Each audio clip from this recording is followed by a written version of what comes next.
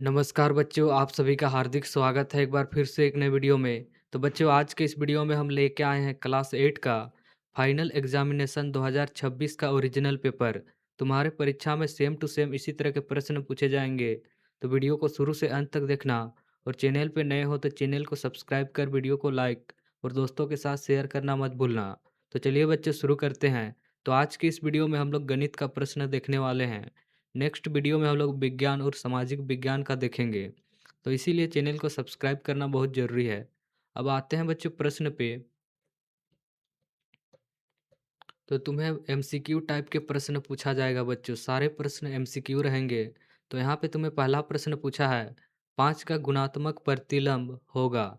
तो 5 का गुणात्मक प्रतिलंब पूछा है बच्चों। तो 5 के नीचे कुछ नहीं मतलब 1 लिखोगे, फिर इसको उल्टा कर देना है तुम्हें। जो नीचे है उसको ऊपर करना है और जो ऊपर है उसको नीचे करना है। तो यहाँ पे नीचे क्या है, नीचे 1 है यानी कि 1 है तो ऊपर 1 लिखेंगे, और ऊपर 5 है तो उसको नीचे 5 लिखेंगे। यही इसका 5 का गुणात्मक प्रतिलंब हो जाएगा। तो कौन सा ऑप्शन इसका राइट उत्तर है? Option number D. तो प्रश्न 1 का ऑप्शन नंबर डी इसका राइट उत्तर हो जाएगा। अब चलते हैं प्रश्न सेकंड पे। प्रश्न सेकंड पे तुम्हें पूछा है, गुणनफल 1 प्राप्त करने के लिए 7/23 को किससे गुना करना होगा। तो तुम्हें 7/23 दिया हुआ है और तुम्हें क्या प्राप्त करना है, 1 प्राप्त करना है। तो 1 प्राप्त करने के लिए बच्चों हम लोग क्या करेंगे, जो नीचे है उसको ऊपर लिखेंगे। नीचे कितना है, 23 है तो ऊपर 23 लिखेंगे, और ऊपर क्या है 7 है तो नीचे 7 लिखेंगे। अब यहाँ से बच्चों 23 एकम 23 कटेगा, फिर यहाँ से 7 एकम 7 कटेगा। तो यहाँ से हमें क्या प्राप्त होगा, 1 प्राप्त हो जाएगा। तो हम लोग क्या गुना किए, तो हम लोग 23/7 गुना किए जिससे हमें 1 प्राप्त हुआ। तो 23/7 इसका राइट उत्तर है, ऑप्शन नंबर सी। अब आते हैं बच्चों प्रश्न 3 पे। तो प्रश्न 3 पे तुम्हें पूछा है, निम्नलिखित में कौन वर्ग संख्या नहीं है। ऑप्शन ए पे दिया हुआ है 12। तो 12 बच्चों क्या ये वर्ग संख्या है? नहीं है। तो इसीलिए ऑप्शन नंबर ए इसका राइट उत्तर हो जाएगा प्रश्न 3 का। अब चलते हैं बच्चों प्रश्न 4 पे। प्रश्न 4 पे तुम्हें पूछा है, 441 एवं 448 के बीच कितनी पूर्ण वर्ग संख्या है। तो बच्चों 21 का वर्ग होता है कितना, 441, और 22 का वर्ग होता है बच्चों कितना, 22 का वर्ग होता है 484। तो क्या इन दोनों बीच कोई संख्या है जिसका वर्ग एक पूर्ण वर्ग संख्या हो? नहीं होगा, क्योंकि 21 के बाद डायरेक्ट 22 आ रहा है। बीच में कोई ऐसा पूर्ण संख्या नहीं है, इसीलिए इसके बीच कोई पूर्ण वर्ग संख्या नहीं होगा, यानी कि 0 होगा। Option number A. तो प्रश्न 4 का ऑप्शन नंबर ए इसका राइट उत्तर हो जाएगा। नेक्स्ट प्रश्न पे चलते हैं बच्चों।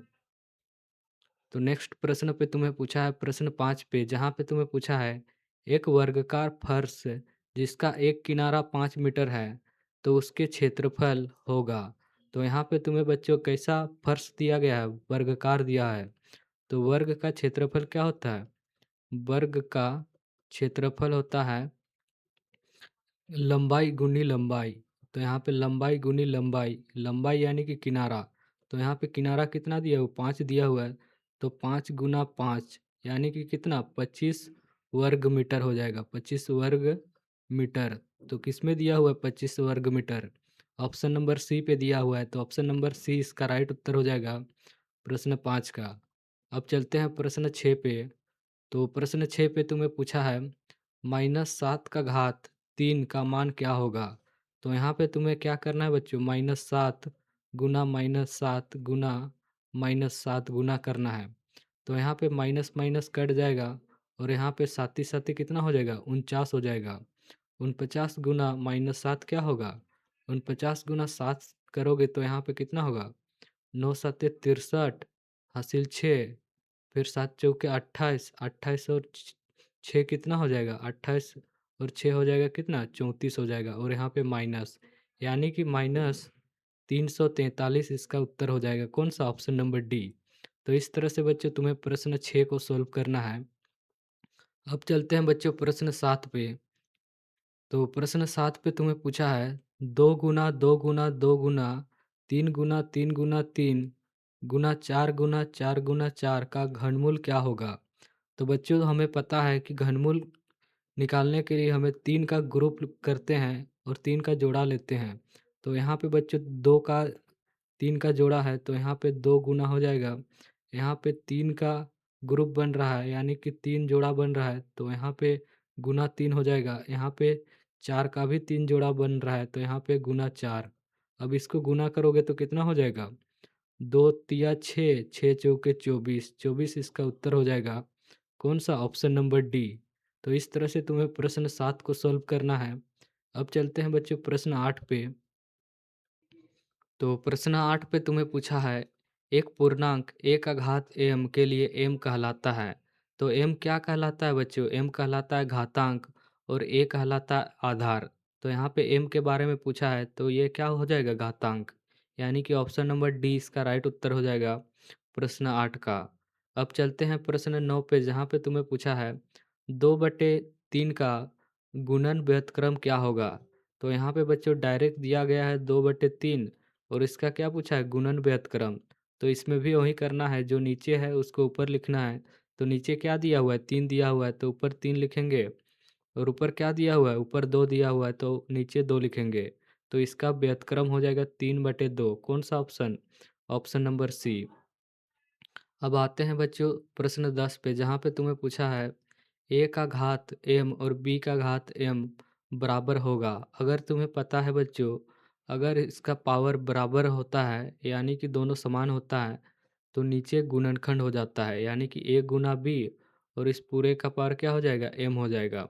तो इस तरह से कौन सा ऑप्शन दिया हुआ है? तो यहाँ पे देख सकते हो बच्चों ऑप्शन नंबर डी पे दिया हुआ है तो ऑप्शन नंबर डी इसका राइट उत्तर हो जाएगा प्रश्न 10 का। अब चलते हैं बच्चों प्रश्न 11 पे जहाँ पे तुम्हें पूछा है यदि 4a जोड़ b3 बराबर 55 हो तो a और b का मान क्रमशः है। तो यहाँ पे बच्चों तुम्हें दिया है क्या? 4a जोड़ b3 बराबर दिया हुआ है 55। तो यहाँ पे a की जगह पे हम लोग क्या रखें कि 5 निकल के आए। तो a की जगह पे बच्चों हमें क्या रखना है? 2 रखना है। तो यहाँ पे 2 और 3 कितना हो जाएगा? 5 हो जाएगा। और यहाँ पे 4 है और यहाँ पे b की जगह पे ऐसा क्या रखें जिससे 5 प्राप्त होगा? तो यहाँ पे हमें b की जगह पे रखना पड़ेगा 1, तब जाके 4 और 1 क्या हो जाएगा? 5 हो जाएगा। तो यहाँ पे a बराबर 2 और b बराबर 1 किस में दिया हुआ है? तो यहाँ पे देख सकते हो बच्चों ऑप्शन नंबर बी पे दिया हुआ है। ए बराबर कितना? 2 और बी बराबर 1। तो ऑप्शन नंबर बी इसका राइट उत्तर हो जाएगा प्रश्न 11 का। अब चलते हैं बच्चों प्रश्न 12 पे जहाँ पे तुम्हें पूछा गया है यदि 2 3 4 एक्स संख्या 6 से विभाज्य है तो x का मान होगा। तो बच्चों विभाज्य का नियम बोलता है कि अगर कोई संख्या 6 से विभाज्य हो रहा है तो वो हमेशा 2 और 3 से विभाज्य होगा। और 2 से विभाज्य होने के लिए बच्चों लास्ट वाली संख्या क्या होनी चाहिए? लास्ट वाली संख्या होनी चाहिए सम संख्या। तो लास्ट में सम संख्या होनी चाहिए। तो इन तीनों ऑप्शंस में मतलब चारों ऑप्शन में किसमें लास्ट वाली सम संख्या है? तो ये तो विषम संख्या है तो ये भी नहीं होगा। सी भी विषम संख्या है, ये भी नहीं होगा, ये भी विषम संख्या है। बचा ऑप्शन नंबर बी जो कि एक सम संख्या है। तो यहाँ पे एक्स की जगह पे क्या हो जाएगा? 6 हो जाएगा। यानी कि ऑप्शन नंबर बी इसका राइट उत्तर हो जाएगा प्रश्न 12 का। अब चलते हैं बच्चों प्रश्न 13 पे जहाँ पे तुम्हें पूछा है 4/7 एक्स स्क्वायर का संख्यात्मक गुणांक क्या है? तो बच्चों यहाँ पे इसका संख्यात्मक गुणांक क्या हो जाएगा? एक्स स्क्वायर के आगे जो संख्या दिया हुआ है तो कौन सी संख्या दिया हुआ है? 4/7 दिया हुआ है तो इसका संख्यात्मक गुना हो जाएगा 4/7 यानी कि कौन सा? ऑप्शन नंबर सी इसका राइट उत्तर हो जाएगा प्रश्न 13 का। अब आते हैं बच्चों प्रश्न 14 पे जहाँ पे तुम्हें पूछा है a plus B into A plus B का मान क्या होगा? तो यहाँ पे बच्चों a plus B into A plus B बराबर होता है a प्लस बी का होल स्क्वायर। तो यहाँ पे कौन सा ऑप्शन पे दिया हुआ है? ऑप्शन नंबर सी पे दिया हुआ है। तो ऑप्शन नंबर सी इसका राइट उत्तर हो जाएगा प्रश्न 14 का। अब चलते हैं बच्चों प्रश्न 15 पे जहाँ पे तुम्हें पूछा है ए प्लस बी ए प्लस 2 का स्क्वायर का मान क्या होगा? तो तुम्हें पता है बच्चों ए प्लस बी का होल स्क्वायर बराबर होता है क्या? A square plus B square plus 2ab। तो यहाँ पे बच्चों बी की जगह पे क्या दिया हुआ है, 2 दिया हुआ है।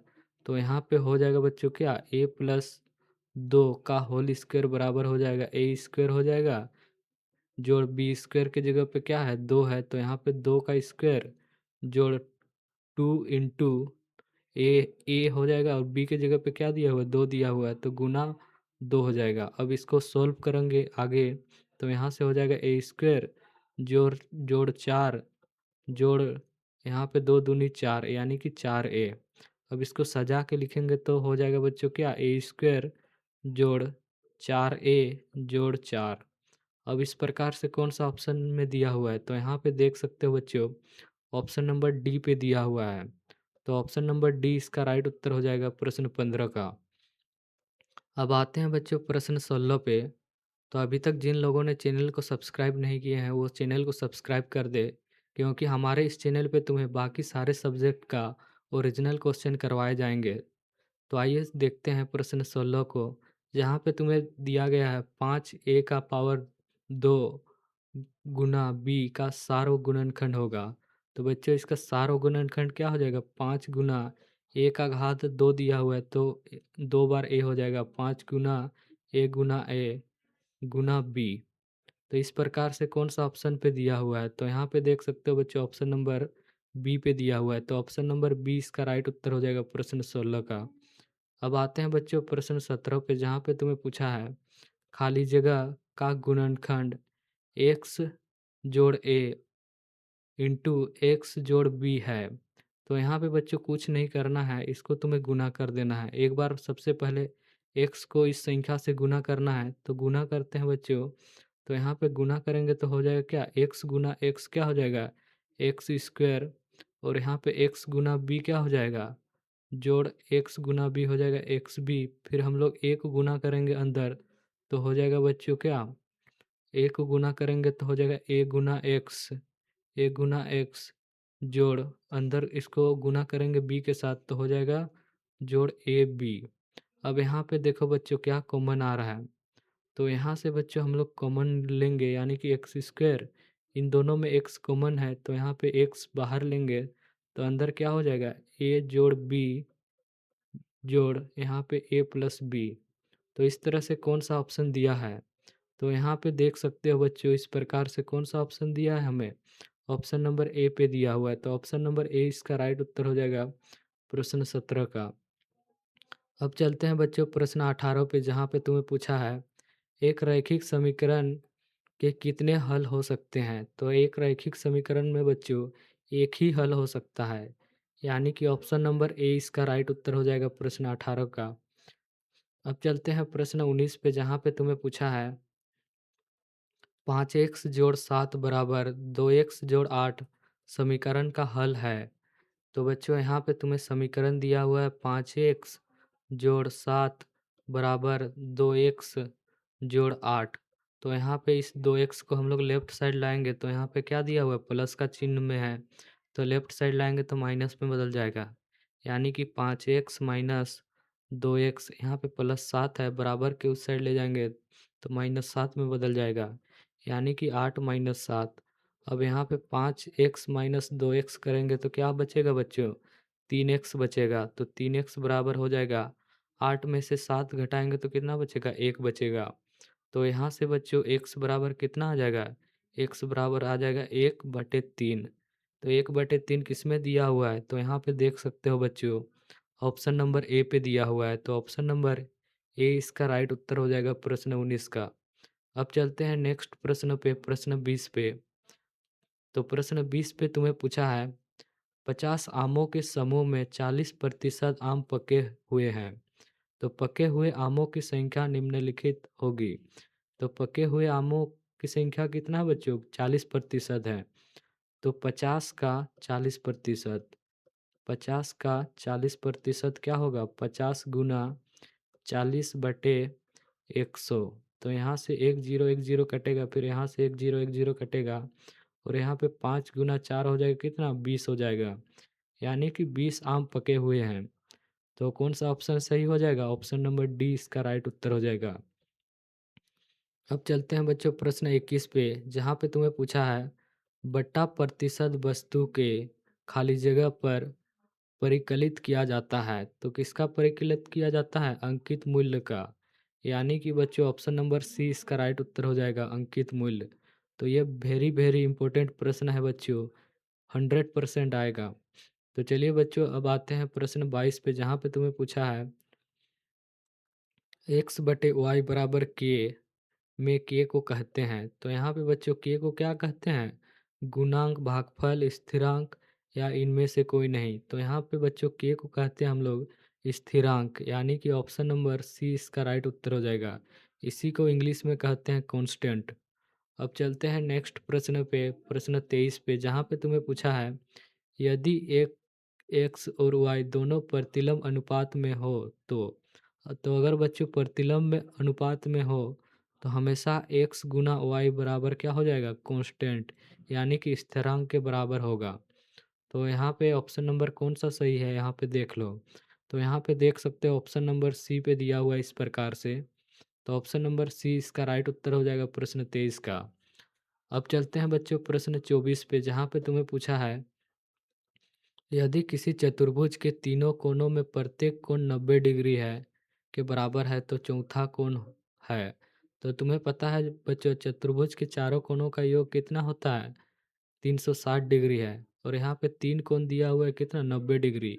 यानी कि 90 जोड़ 90 जोड़ 90 जोड़ चौथा कोण मान के चलो कितना हो जाएगा? 100 हो जाएगा।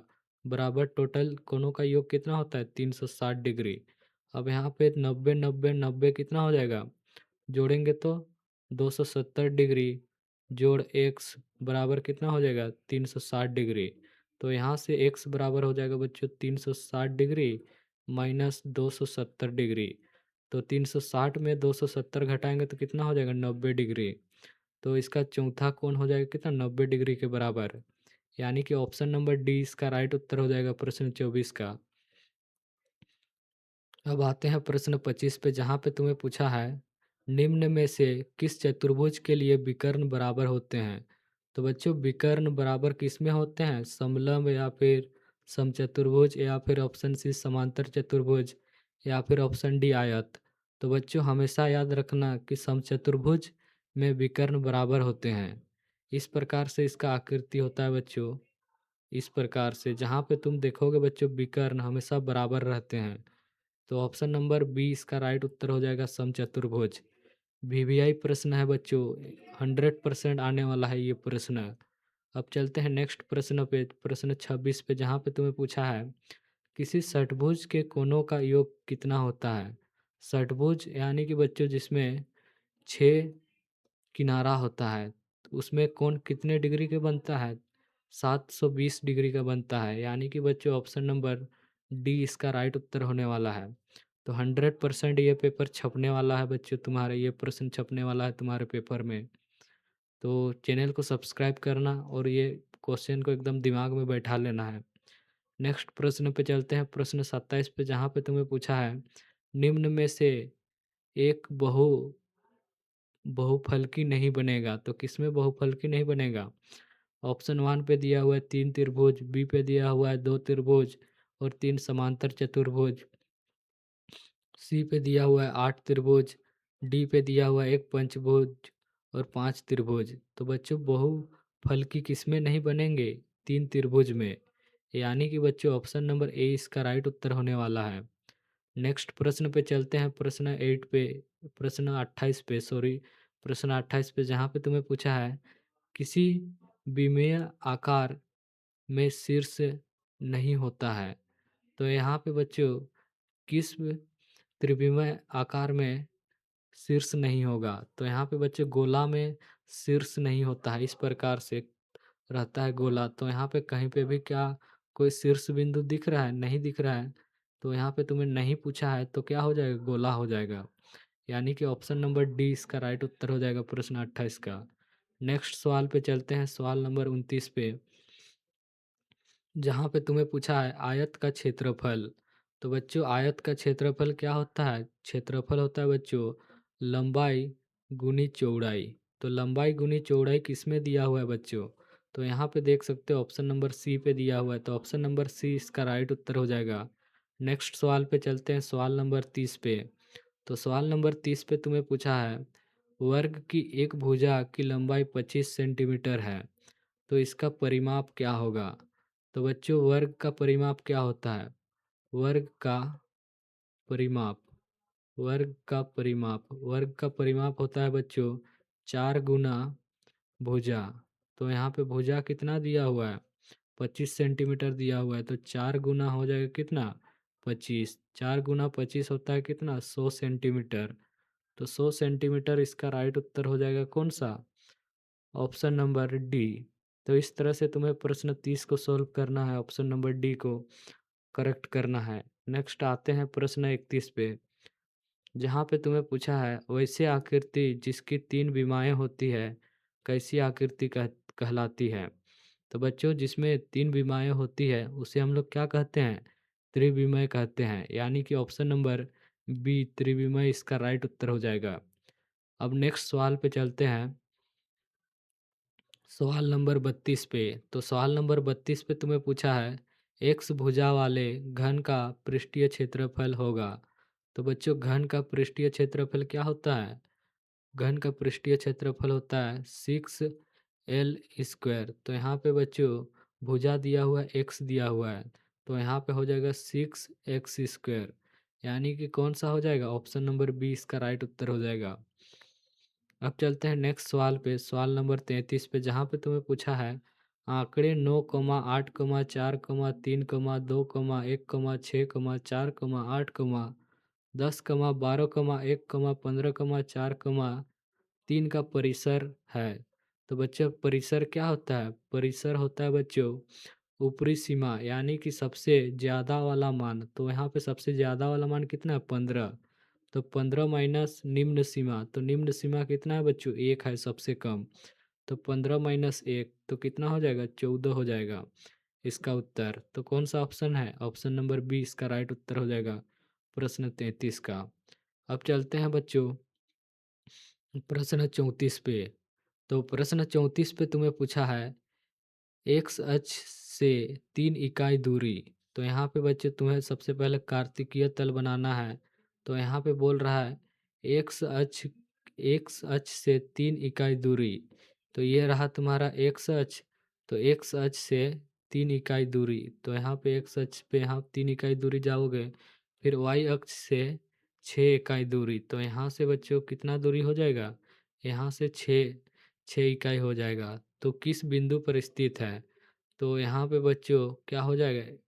यहाँ से y का मान कितना है? y का मान हो जाएगा कितना? 3 हो जाएगा। y बराबर हो जाएगा कितना? 3 हो जाएगा। और x बराबर कितना हो जाएगा? x बराबर हो जाएगा कितना? 6 हो जाएगा। तो ये बिंदु तुम्हारा हो जाएगा 6,3। तो 6,3 किस में दिया हुआ है? तो यहाँ पे देख सकते हो बच्चों, ऑप्शन नंबर डी पे दिया हुआ है। तो ऑप्शन नंबर डी इसका राइट उत्तर हो जाएगा प्रश्न 34 का। अब चलते हैं बच्चों प्रश्न 35 पे, जहाँ पे तुम्हें पूछा है,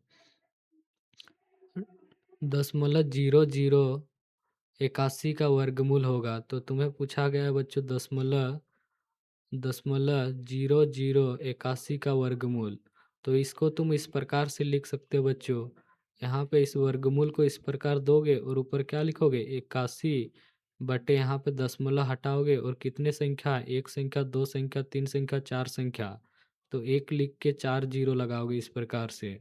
अब यहाँ पे तुम इसको इस प्रकार से लिख सकते हो, वर्गमूल 81 बटे वर्गमूल कितना है? 1, 0, 2, 0, 3, 0, 4, 0। तो 81 का वर्गमूल होता है 9, और इसका वर्गमूल क्या हो जाएगा? इसका वर्गमूल हो जाएगा बच्चों कितना? 100 हो जाएगा।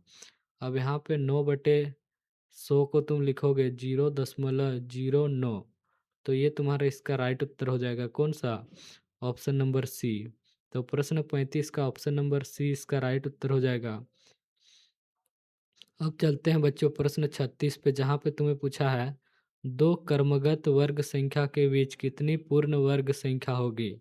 तो दो क्रमगत वर्ग संख्या, यानी कि बच्चों मान के चलो, यहाँ पे जैसे कि पिछले ही प्रश्न पे किया था, 101 की एक दो संख्या कितना हो जाएगा? मान के चलो छोटा संख्या लेते हैं, जैसे कि 3 की का वर्ग कितना हो जाएगा? 9 हो जाएगा। और 4 का कितना हो जाएगा, वर्ग 16 हो जाएगा। तो यहाँ पे कोई 3 और 4 के बीच कोई ऐसी संख्या आ रही है जिसका पूर्ण वर्ग संख्या बनेगी। तो यहाँ पे कोई इन दोनों के बीच कोई पूर्ण संख्या नहीं आ रही है। तो यहाँ पे वो पूर्ण वर्ग संख्या कितनी हो जाएगा, 0 हो जाएगा, यानी कि ऑप्शन नंबर ए इसका राइट उत्तर हो जाएगा प्रश्न 36 का। अब चलते हैं बच्चों प्रश्न 37 पे। अब अब चलते हैं बच्चों प्रश्न 37 पे। तो प्रश्न 37 पे किस विकल्प में 2/3, 11/15, 5/12 का अवरही क्रम में रखा गया है? अवरही में यानी कि बच्चों बढ़ते हुए क्रम में। तो इसको तुम्हारे लिए ये क्या रहेगा बच्चों, यह तुम्हारे लिए होमवर्क रहेगा। इसको खुद से करना और हमें बताना कि इसका कौन सा ऑप्शन सही है। तो चलिए नेक्स्ट प्रश्न पे चलते हैं, प्रश्न 38 पे, जहाँ पे तुम्हें पूछा गया है 5/9 जोड़ माइनस 8/9 का मान निम्नलिखित में क्या होगा? तो यहाँ पे 5/9 जोड़ माइनस 8/9 दिया हुआ है। तो यहाँ पे बच्चों हम लोग प्लस माइनस क्या हो जाएगा, माइनस हो जाएगा। तो यहाँ पे हो जाएगा 5/9 माइनस 8/9। तो इन दोनों का नीचे का एलसीएम लेंगे तो क्या हो जाएगा, 9 ही हो जाएगा। यानी कि नीचे हो जाएगा 9, ऊपर हो जाएगा जो नंबर है वही रहेगा, यानी कि 5 माइनस 8। तो 5 माइनस 8 करेंगे तो क्या हो जाएगा, -3 हो जाएगा। तो -3/9। अब यह कटेगा 3 के पहाड़े पे, यानी कि 3 तिया 9। तो यहाँ पे बचा कितना, -1/3। तो -1/3 इसका राइट उत्तर हो जाएगा कौन सा, ऑप्शन नंबर बी इसका राइट उत्तर हो जाएगा प्रश्न 38 का।